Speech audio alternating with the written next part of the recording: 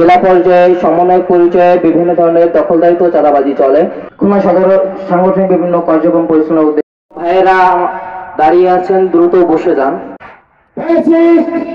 স্বৈরাচারী হাসিনার গদি টিকিয়ে রাখার জন্য হাজার হাজার ছাত্র জনতাকে হত্যা করে সেই রক্তের সাগরের উপরে দাঁড়িয়ে সে ক্ষমতা চেয়েছিল, কিন্তু আমরা বাংলার উদীয়মান ছাত্র সমাজকে ধন্যবাদ জ্ঞাপন করি।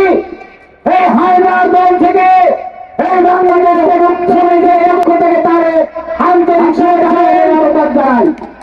বিগত স্বৈরাচারী সরকার রাতের অন্ধকারে বাংলাদেশের 26টি রাজ্য প্রতিষ্ঠানকে ভারতের স্বার্থে, গোলামীর স্বার্থে গাজী গোলাম দস্তগীর রাজাকার, এই রাজাকার ভারতের স্বার্থে হাজার কোটি টাকাকে আমাদের পাটকলগুলো বন্ধ করে দিয়ে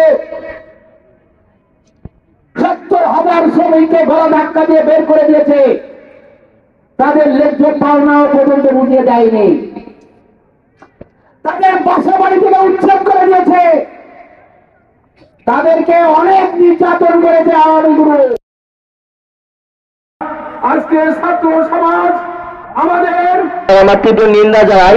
তাদের আমরা খানিকটা বক্তব্য শুনবো। রহমান রায় বিরোধী আন্দোলনের ঢাকা থেকে আগত ছাত্র নেতৃবৃন্দ, জনতার এই বিপ্লবে শ্রমজীবী ও সাধারণ মানুষের অবদান